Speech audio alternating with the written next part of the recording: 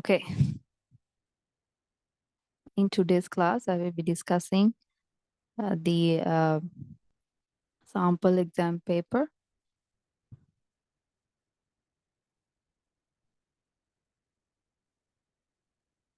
So please find the sample exam paper in LMS. I have uploaded it there. Okay. You can go over and you can download and you can refer that. Okay. So I will refer that paper and I will, answer, like I will discuss one question, each of the questions. If you have any questions, you can let me know, right? So if, I hope you are able to like access the paper in the LMS.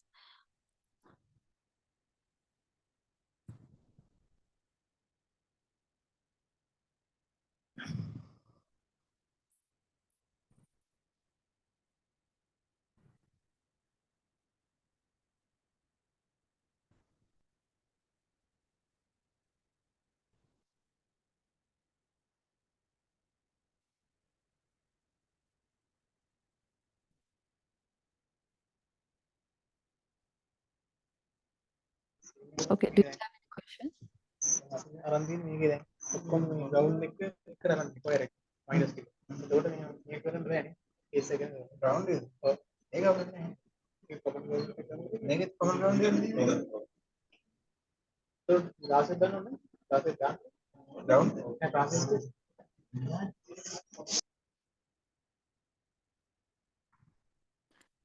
So if you have any questions, you can ask.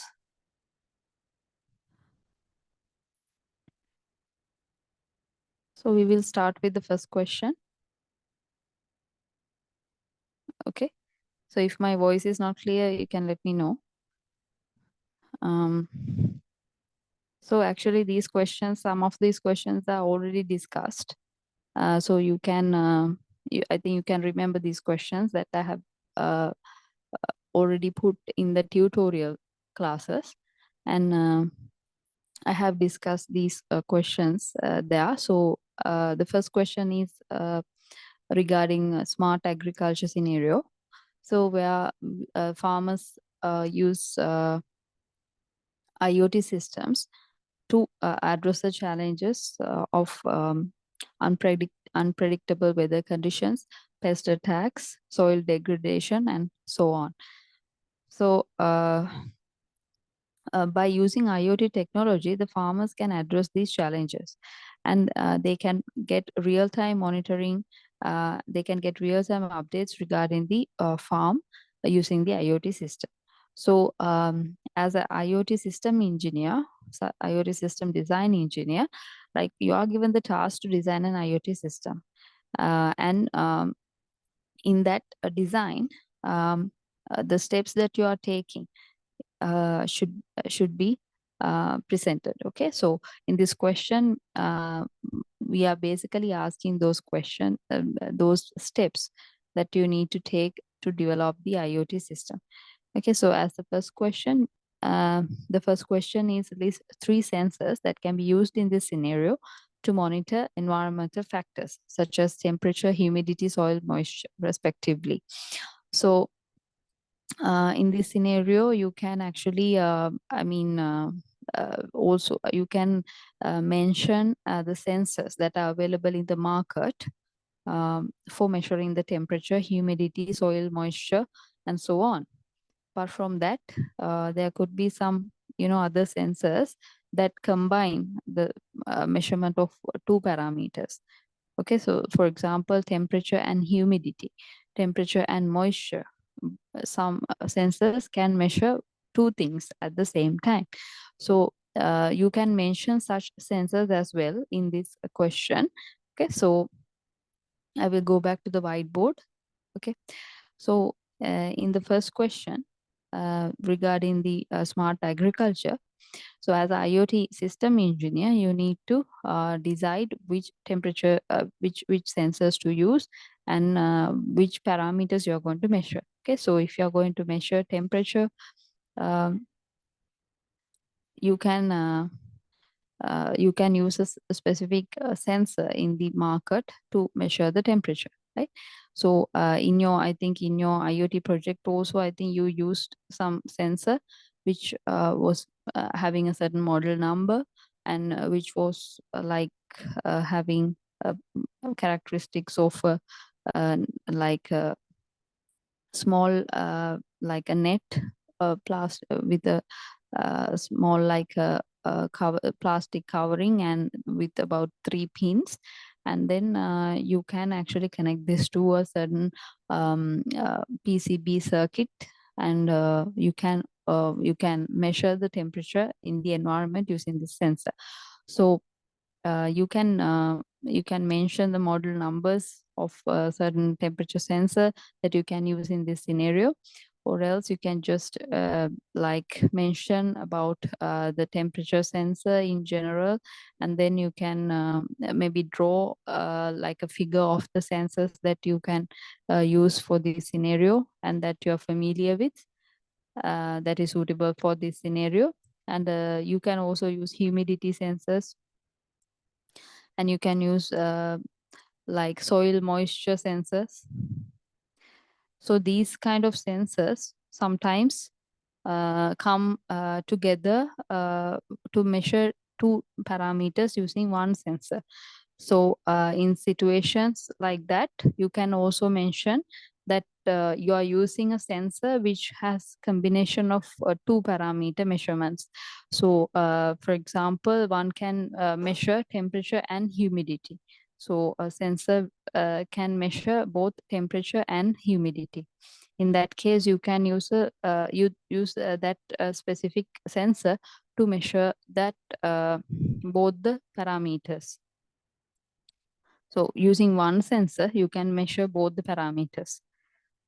So with that, you can answer that question in that manner as well. So so likewise, and humidity and moisture. Um, Also, you can, I think, measure together in using one sensor, uh, which has been built to measure both these parameters. So you can search in the internet regarding the different sensors that are available in the market, and you can get ready for measuring basic parameters like temperature, humidity, soil moisture, pressure, and also like obstacles in the environment, right? And warmth in the environment. Warmth, like in the environment, like like once you are using um IR IR sensors, you can measure obstacles, and you can use ultrasonic sensors to measure obstacles. Also, you have air quality measuring sensors to measure the air quality, and so on. So you can search in the internet regarding this, and you can come up with example sensors to measure different parameters like these, right? So uh, with that, I think we can answer the first question. Okay. So do you have any questions?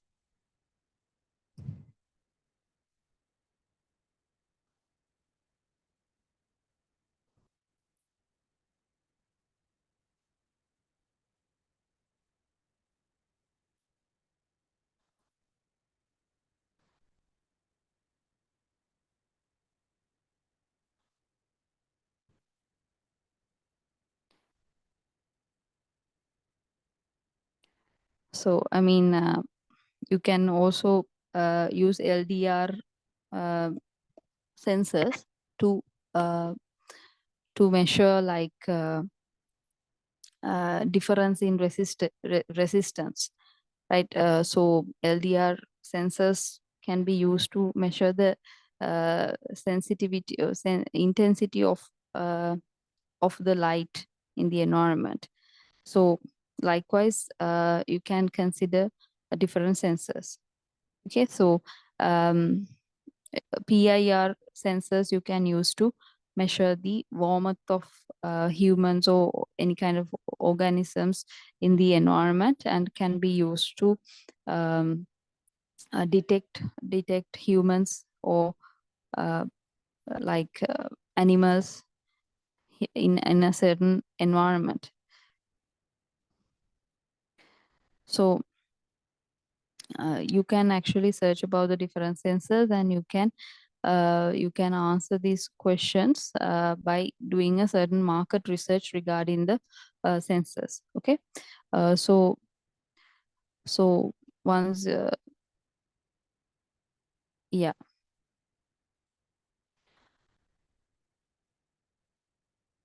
so you can actually consider the different sensors and write the answers to the question by selecting the suitable sensors for that application in the question.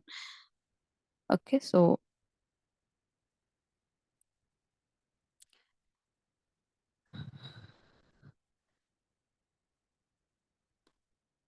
after that we will move to the second question.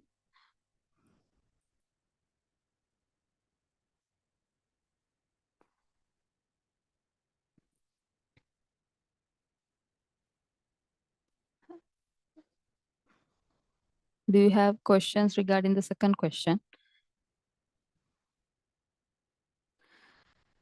Second question is about choosing the correct communication technology for the considered scenario. So in the considered scenario, uh, we have to do communication within a range of 1 kilometer from the farmer's location.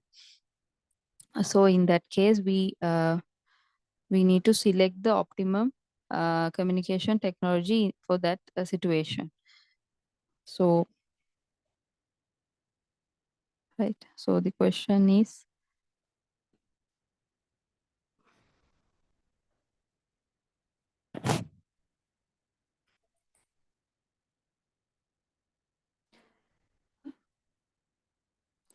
so we have a target area of communication of 1 kilometer from the 1 kilometer from the farmer's location. So farmer is somewhere away from at a distance of about 1 kilometer or more. So the communication must reach that location. So uh, direct if the farmer wants to directly communicate with the sensors and take the data from there, then farmer can use sensor nodes which have the capability of communicating for more than 1 kilometer. So in that case, like we need to select communication technology which can communicate for more than 1 kilometer. So out of the communication technologies that are given, out of the short range communication technologies that we know of, we can actually select uh, the suitable one for this application. So once we consider the short range communication technologies, we have multiple, communication technologies. So the technologies that are there are like basically we can consider like Bluetooth, for example, right? So Bluetooth is the short range communication technology. So Bluetooth is one, and there's another version of Bluetooth low energy, which we call as BLE. So, and we have Wi-Fi, right? Likewise, we have several technologies, but we need to select the best one which suits this scenario. So therefore, we need to actually have an understanding about each of these communication technologies and their parameters. Okay, so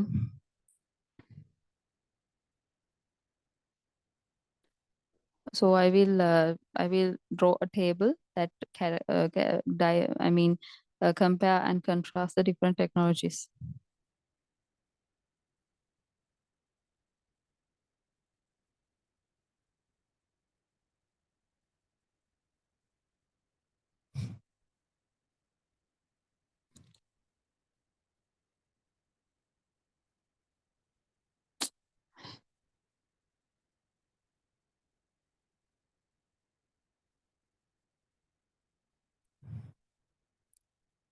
So the communication technology, we can have different types.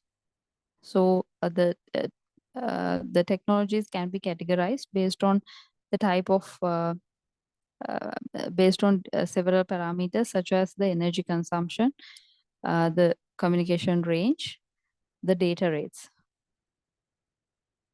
So I will write them.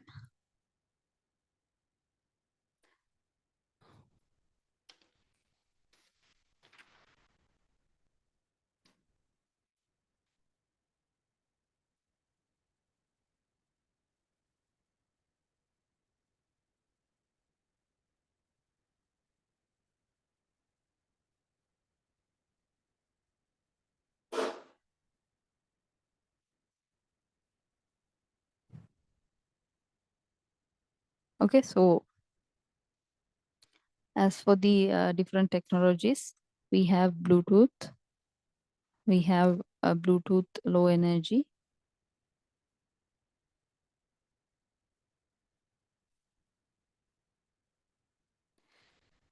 Wi-Fi,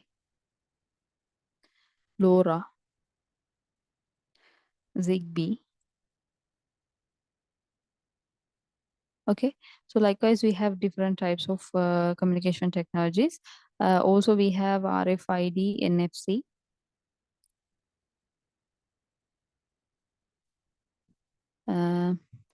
Likewise, we have basically those we will consider basically those short range communications. So when once we take Bluetooth communication, the energy consumption is at a medium level, not too much or not too low. So Bluetooth consumes a considerable amount of energy consumption, but when we compare with Wi-Fi, for example, the power consumption is less in Bluetooth. So in Wi-Fi, the power consumption is high. So the communication range typically of the Bluetooth is about 1 to 100 meters in normal Bluetooth, and the amount of data rate is in the range of megabits per second. So 1 to 3 megabits per second. Then we have Bluetooth low energy, where the Bluetooth low energy consumes a lower power than Bluetooth. So the amount of power consumption is lower, and the communication range is above 100 meters. Okay, so once the communication, I mean, once the energy consumption is low, the uh, the uh, uh, the communication range increases. So the signals that we are sending are sent with lower transmission power, and therefore we are able to like use that energy, the remaining energy, to transmit the signals over a large communication range, over a higher communication range. So in cases where we see lower energy consumption, we will be seeing that the communication range of that technology is higher. The data rate of Bluetooth low energy will be of kilobits per second, and it will be reaching up to megabits per second as well. So it can reach about 2 megabits per second. However, the data rate of that Bluetooth low energy is lesser than the standard Bluetooth technology. So if you have any questions, please ask. So about the Wi-Fi consumes higher energy. So the consumption is high. Uh, However, like once we take the communication range, it is also not that high, but it's also in the same uh, range as of about actually 1 to 10 meters inside indoor scenarios. And then the data rates can reach up to 10 to 100 megabits per second, right? So this is for Wi-Fi. So Wi-Fi, if we are using only one Wi-Fi router inside a home, then we might not be able to reach higher distances. We will be having about up to maybe like 1 to maybe 20 meters, 1 to 20 meters, that kind of distance. However, you can use Wi-Fi extenders and extend the communication range. of the Wi-Fi communication. Okay, so you can extend the range by using Wi-Fi extenders. So therefore, sometimes we cannot actually say the Wi-Fi is the shortest communication range technology.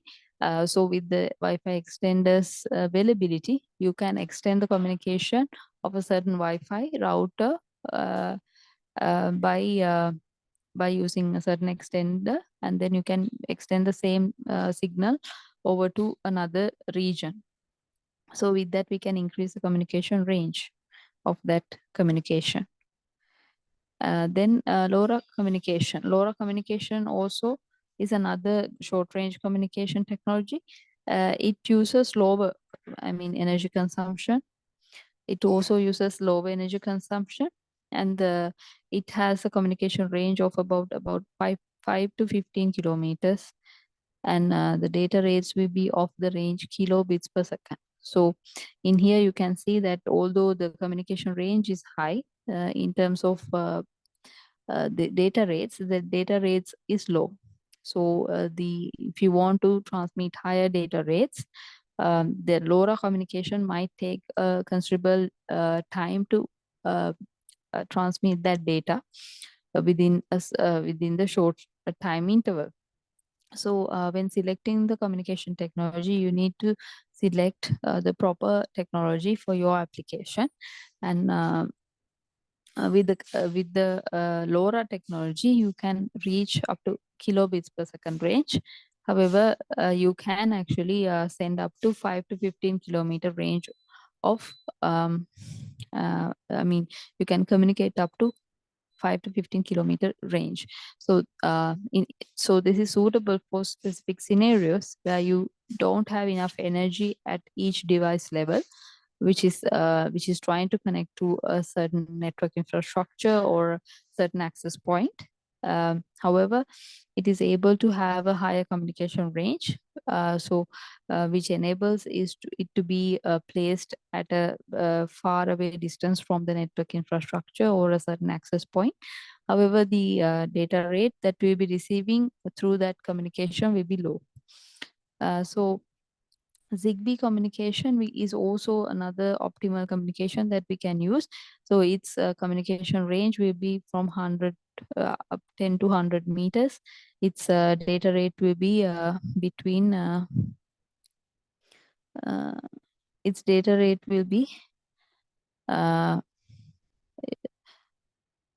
sorry.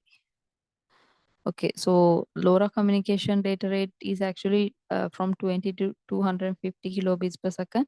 The data rates of the LoRa will be of around 0.3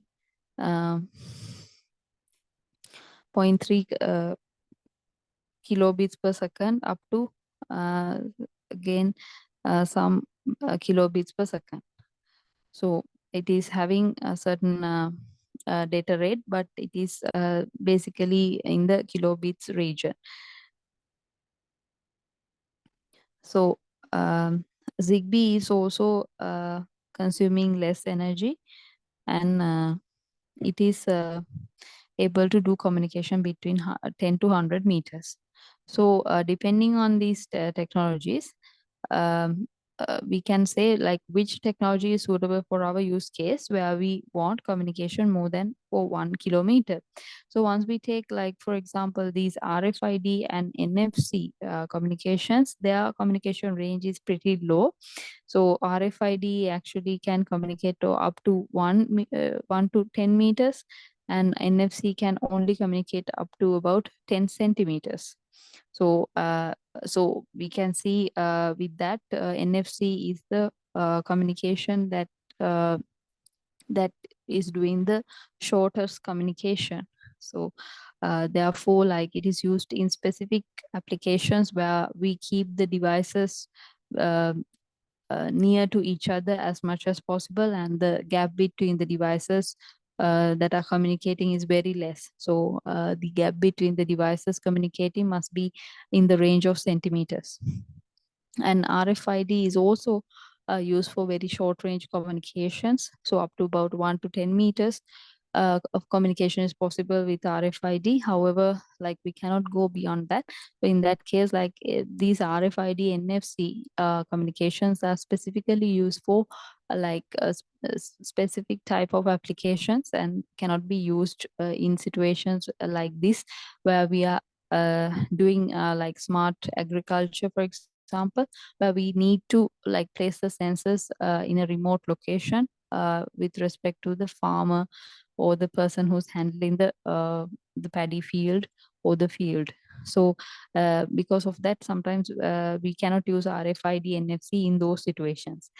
Okay, so once we take the other communication technologies, we can choose the best technology for our application. So for our application, when we want communication up to about 1 kilometer, then what is the technology that we can use out of these technologies, as you think?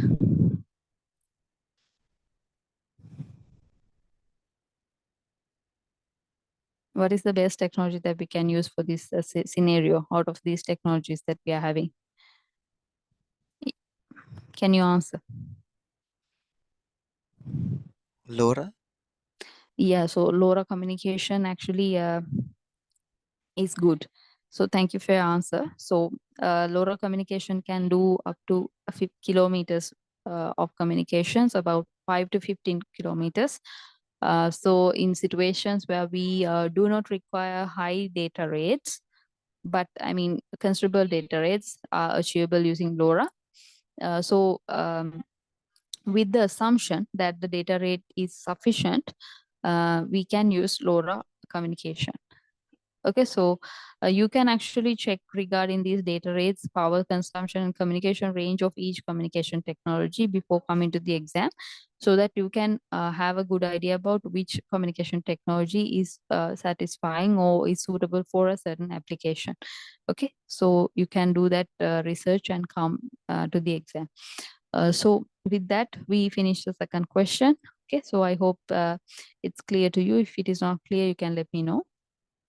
We'll move on to the third question. I think we have already discussed these questions, so I will go a little bit fast. So the third question is about assuming that the sensors are placed randomly in a constrained field environment. Name a network layer protocol that you can use to collect and forward data. Justify your answer. Okay.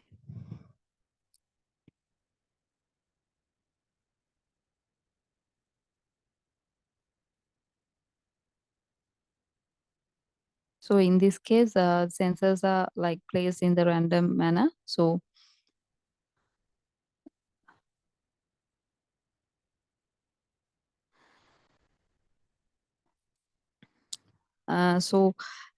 how we can do the communication in this situation, and what is the network protocol that we need to use is asked by this question. So we talked about network layer protocols in our classes, and we learned about three main protocols that we will be using in IoT networks. So internet protocols, we learned, and we learned about 6LoWPAN protocol. So under internet protocols, actually, we learned two main types, IPv4 and IPv6 protocols. So then we learned about 6LoWPAN protocol, uh, which is IPv6 over low power wireless personal area networks.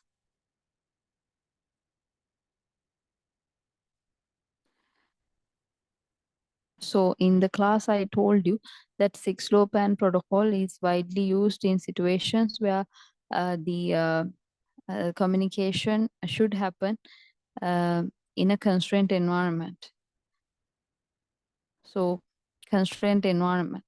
So what do you mean by the constrained environment?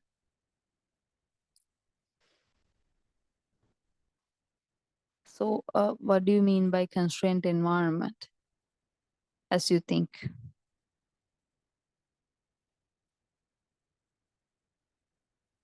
Do you know, like, what do you mean by constrained environments? Limited environments. Yes, limited. Sorry, Limited environments where limited means what? Like, what is limited in terms of? I mean, what is limited in that environment? Constraint means like I mean, especially in communications. Um, I mean, I understand what you're saying. So in here, the constraint means like energy, for example, energy, the bandwidth,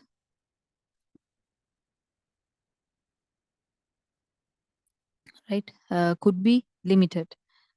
So especially we require higher energy at the device level to do communication in areas where we do not have connection to power supplies, and also bandwidth limited. So in situations where we have multiple users accessing the network and only a very narrow band width is allocated for each user, in that case the communication is constrained, and the environment is known to be constrained in that situation. So once we are having a constrained environment, we use the 6-LoWPAN protocol basically to communicate over the network of sensor nodes, right? So if we have sensor nodes placed somewhere in this constrained environment in a certain area, in order for us to actually connect with a like a reliable sensor node or reliable access point, we need to first communicate with the neighbor sensor nodes, and we need to access um, the router or a certain access point which is connected to the network infrastructure. So after we have connection with the network infrastructure, then we can connect with the internet, right? So likewise we can actually connect with the internet, and after that we can get services from the internet. So uh, so in order for us to actually connect to the edge router, we need to use the 6-LoWPAN protocol. Like, it is one of the protocols that we can use. It is not the only protocol, but it is known to be the kind of like a common or generally accepted protocol that can be used for uh, IoT communications, especially in the constrained environments. IPv6 over low power wireless personal area networks protocol is basically functioning on IPv6, right? So however, like, there's a difference between IPv6 based IPv6 protocol and the 6-LoWPAN protocol, right?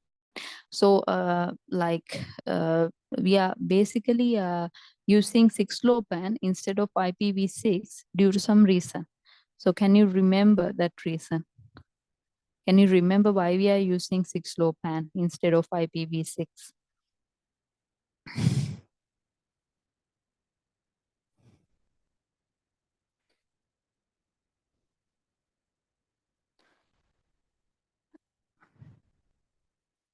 Is in terms of the packet size in IPv6 um, and 6-LoWPAN, what is the protocol which is having the lower packet size?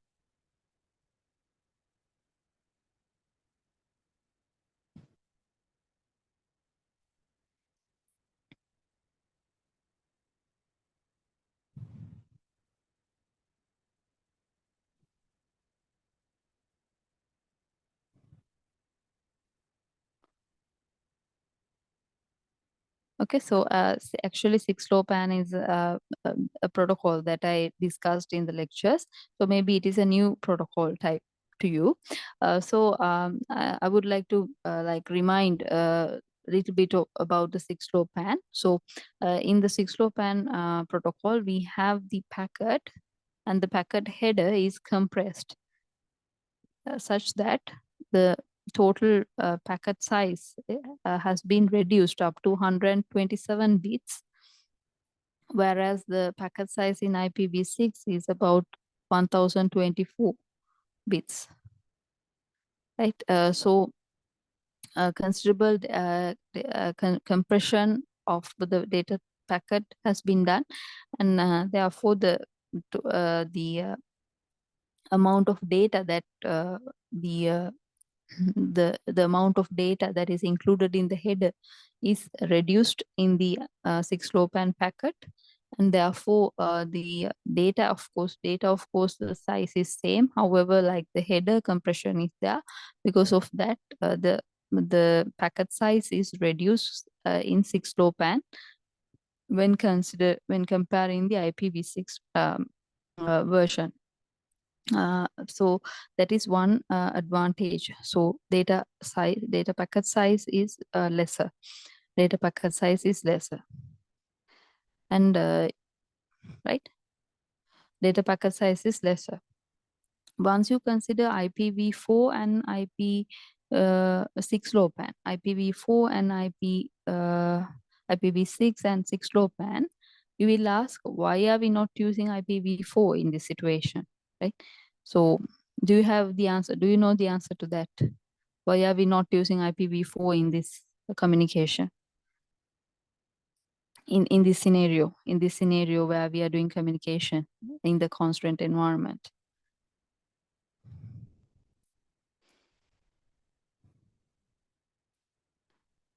Why are we not using IPv4? It is also a protocol.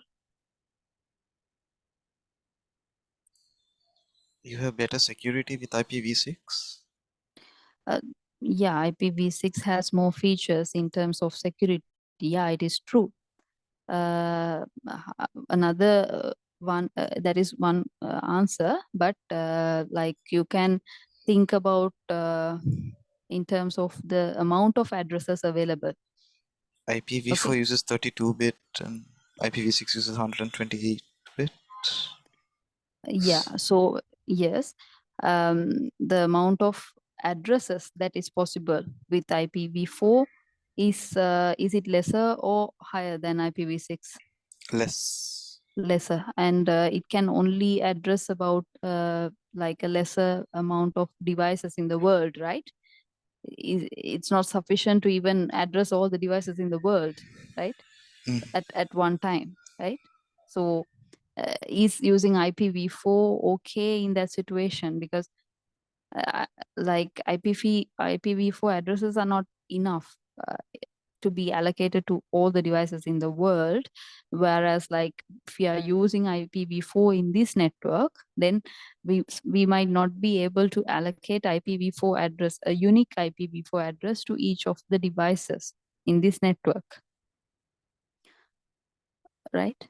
So can you like understand that fact, right? So IPv6 is able to provide IPv6 protocol is able to provide more addresses, meaning that we can allocate unique IP address to each of the devices in the network in this area. So like I mean, even if we lose connection with the network infrastructure, each of the devices in this constraint environment need to have a unique IP address, which other network devices cannot be allocated. So in that case, like IPv6 provides us like a large number of IP addresses, which enable us to uniquely identify devices in the considered network, right? So the second advantage of using IPv6 based 6-LoWPAN protocol is the availability of higher number of IP addresses, and thereby ability to um, uniquely identify each of the devices. Do you agree with me?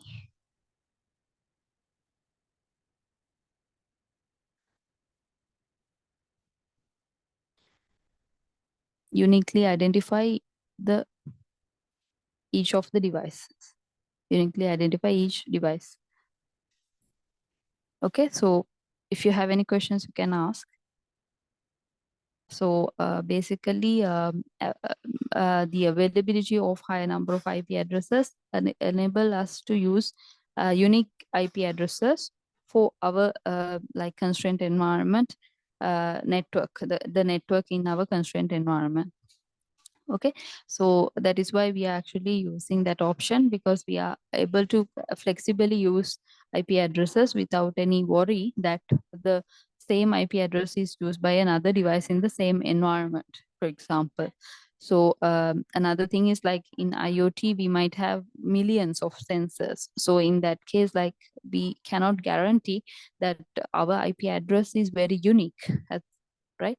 So in order to guarantee that, we need to use IPv6 protocol based IP addressing, so that we can allocate a unique IP address to each of the devices, each of such devices.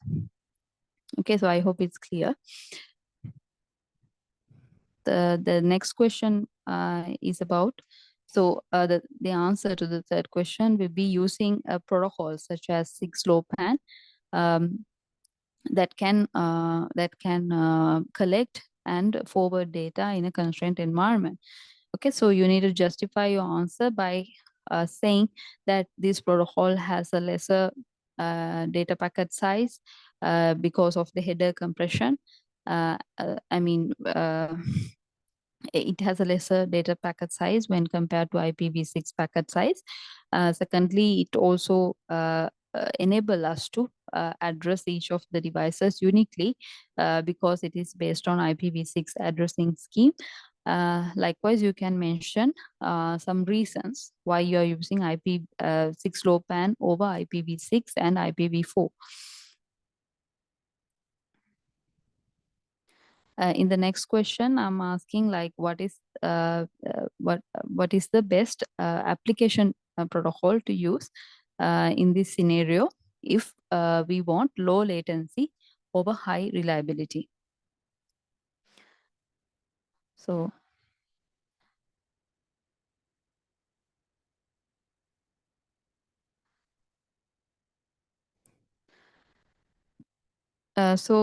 can you give me answer to this question?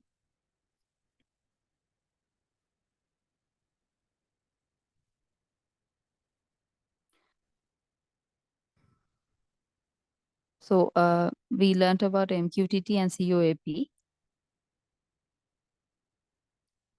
Okay. You know that MQTT protocol is consisting of mainly three types of elements. We have publishers, we have a broker, we have subscribers. So there are three parties involved here. Okay, so publishers, broker, and subscribers. So the MQTT is a communication technology which uses the broker to like organize the data in a very neat way, such that it is listing out each of the publishers and subscribers to a certain topic. So topic, publisher, and subscriber. So likewise, it has a list saying this is the topic and this is the publisher, these are the subscribers. So based on the listing, the broker will publish or will forward the data to the related subscribers. So in this case, that communication is depending on an intermediate broker. In COAP, we have a communication link between one device to another device directly using a request response method.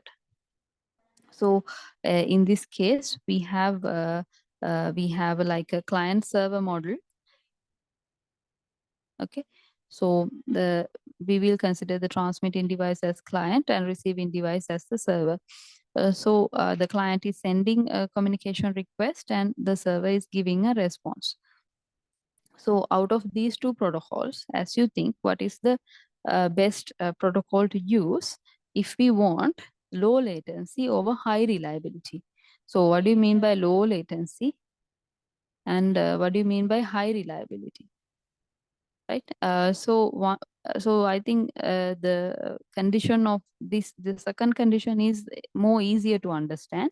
So high reliability. What is the communication I mean protocol that is more reliable out of MQTT and COAP?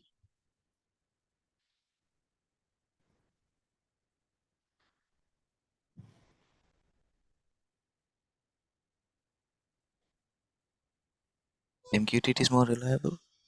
Yeah. So MQTT. I mean, we can consider it more reliable. Why is that?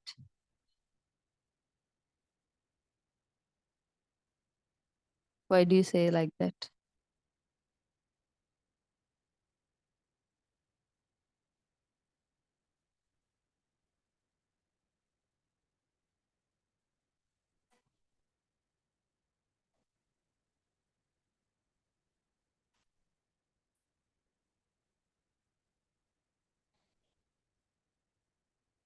So your answer is actually correct. So I mean, when we are doing communication, the transmitting device might not even know where the receiving device is, right? When we are doing a device-to-device communication, the transmitting device might not even know the location of the receiving device.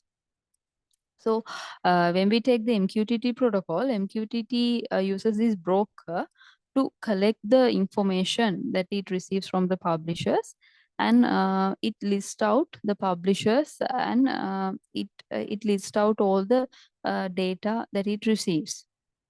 So it sends the data to the specific subscribers. It doesn't send all the data.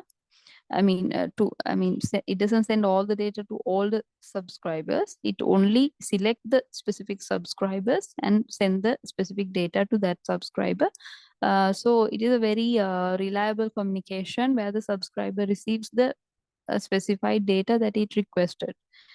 So when we consider about the COAP protocol, it's a protocol. For example, I mean, when we are considering like communication which is out of out of communication range, or where we do the communication directly between the transmitter and receiver, then the transmitter might not know whether the receiver is the person who requested the data, the transmitter and receiver, they don't know like where they are at, or what are their requirements of communication, and so on. So the COAP protocol is actually very light protocol. It's a very light and simple protocol, where the transmitter is sending request to the most nearby device, most nearby devices. Okay, so the more closest devices will receive the request from the client device, right? So all the servers, or all the neighboring device will receive this request. So all the receiving devices will respond back to the client if they have some kind of a response.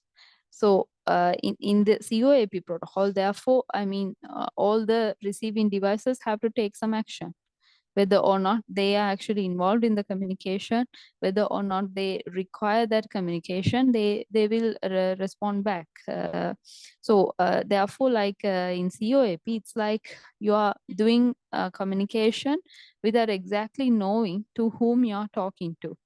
You are sending the data to all the people around your neighborhood, and you are requesting the data from them. Like, this is, I'm talking about the direct communication between these devices. Okay, so if we have connection to, for example, the internet, and if we have a direct link with the server, and we have a specific link to connect to the server in the internet, then we do have a communication link that we can have to communicate, that we can use to communicate with the server. However, COAP protocol, right? COAP protocol is like a protocol which is sending the data without knowing who the receiver who the receiver is exactly, it will try to connect to the end destination by connecting to whoever device which is near to it. So there could be a certain relaying device in between, which can connect to the end device, or the end server. So the client, this relay device also can be considered as a server. So the client will connect with COAP protocol first with the intermediate server, and the relay device could be connected to the server using HTTP protocol. So HTTP protocol is basically used in situations where we want to access a website or some internet-based services, right? So in that case, like when the server is connected to the internet, when the server is connected to the internet, then the relay device can request services using HTTP protocol. So anyway, COAP protocol is not as organized as MQTT protocol. So therefore, the reliability of the COAP protocol is less, and therefore the communication reliability is less. So therefore, once we consider this question where we require low latency over high reliability, then we can choose the simple protocol, which is more lightweight and less complex, and therefore produces low latency in the communication. So once we take like complex protocols can produce higher latency, right? So they can produce higher latency. So protocols like MQTT can produce higher latency, right? So because in complexity wise, MQTT has a higher complexity. The MQTT has to do some computation in the intermediate broker, and after that only it will forward that data to the subscribers. Okay, so therefore, like in the amount of complexity, COAP is less complex than MQTT. So therefore, due to the less complexity, less latency will be can be expected.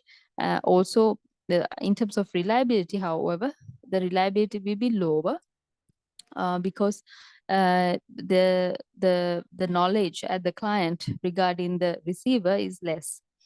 However, when we talk about the MQTT, the knowledge that the subscribers or the broker has about the system is like full knowledge, and the broker has full knowledge about the devices to which it is connected. Okay, so the broker has full knowledge about the communication. The broker has full knowledge about the devices to which it is connected to. However, in COAP, the client does not know like exactly which device has connected to it, but it will do the communication to the device to which it is connected to. And the device who's receiving that communication request from the client will try to connect to the necessary end destination, or else give back a feedback to the client device with a certain useful information. So um, so basically, in terms of complexity, COAP has a lesser complexity, and therefore it will produce lower latency. And therefore, we can use COAP over MQTT in this scenario. In this question, we can use COAP over MQTT for low latency and less reliability. Okay, so COAP has low latency and low reliability. Okay, so is it clear to you? So if it is not clear, you can discuss with me. So please let me know if it is not clear to you. Basically, we have discussed this question, but I think there are some more questions also in that question. However, like I think the rest of the questions are really like summarizing what protocols that we are using in each layer, and drawing a diagram that shows the overall view of the IoT system that we are proposing. Okay, so the rest of the questions I will discuss. So if you have any questions, you can let me know. So the protocols that we are using for this application scenario we can be shown in a protocol stack. So we have the application layer on top. The application layer, as for the application that protocol that we are using, uh, application layer protocol that we are using, we can write. We are using this. I mean, in this scenario, the protocol that we are using, we can write here, and then we can write the transport layer protocol, the network layer protocol, and the physical layer protocols. So if we can use multiple protocols for a certain layer, we can mention that also. Okay, so for the physical layer protocols, okay, if we are considering communication for more than 1 kilometer, then I think we can use the LoRa communication, right? So LoRa communication, then uh, LoRa communication uses less energy consumption. It has uh, less energy consumption, higher communication range, and however less data rates as well. So anyway, the power consumption is less. So if we are considering a constrained environment, then we can actually consider LoRa communication. And then we have and under the network protocols, we can use 6LoWPAN protocol, right? So basically, like if we are assuming so these protocols are assuming that the considered considered agricultural environment is a constraint environment.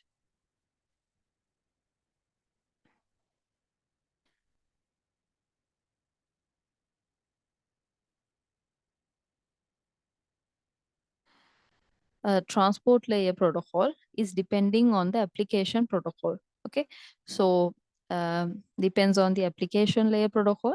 So application layer protocol, we use the COAP, right? We are using the COAP. So COAP, if we are using, it is built on UDP, or user datagram protocol, or packet based communication.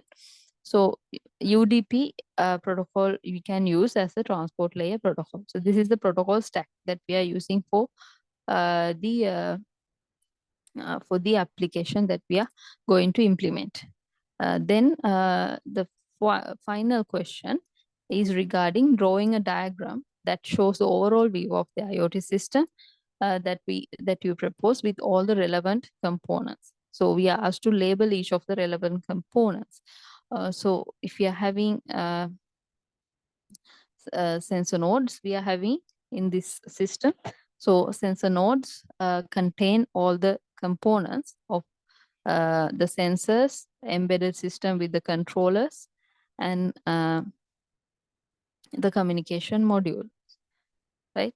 So the embedded system will actually contain all these three components.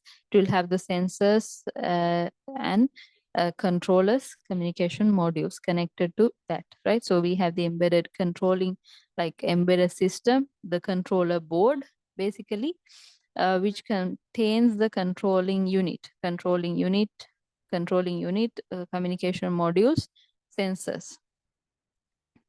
So therefore, this whole component is known as sensor node, and we can connect this. I mean, we can consider this entire thing as the um, sensor node. So likewise, this kind of sensor nodes are placed in the agricultural scenario in random locations, and these sensor nodes can communicate with each other right, in an ad hoc manner. Like you can draw the architecture that you propose, right? One architecture could be like that all these sensor nodes are able to access a certain access point, which is at 1 kilometer range from the sensor node's location. One solution is that. Another solution is that the sensors can talk to each other and then forward the data uh, through multiple hops towards a certain destination node. So the communication will happen uh, along multiple devices, and the final data will be sent to the edge router, and the edge router will be connected to the base station, and from there onwards to the internet and so on. So these are two scenarios. So you can suggest the best scenario for your application, and you can justify with logical reasons. You can say the access point is within 1 kilometer range, and therefore the sensors are able to directly communicate with the access point. In that case, you can draw that the sensor nodes are directly connected to the access point. If the access point is more than even 1 kilometer and the sensor's communication range is beyond that, then the communication has to happen among the devices, among the sensor nodes, until the edge of the sensor, range is connected to the edge router. And the edge router is then able to forward that data to the base station and then to the internet. Okay, so you can draw the diagram based on your ideas on how we are going to implement this system. So there's no one answer to these questions. If you are logical with your answer and you provide some logical reasons to your answer, then you can score marks. Okay, so after you connect to the internet, the farmer can connect to the internet as well and get the data regarding the field.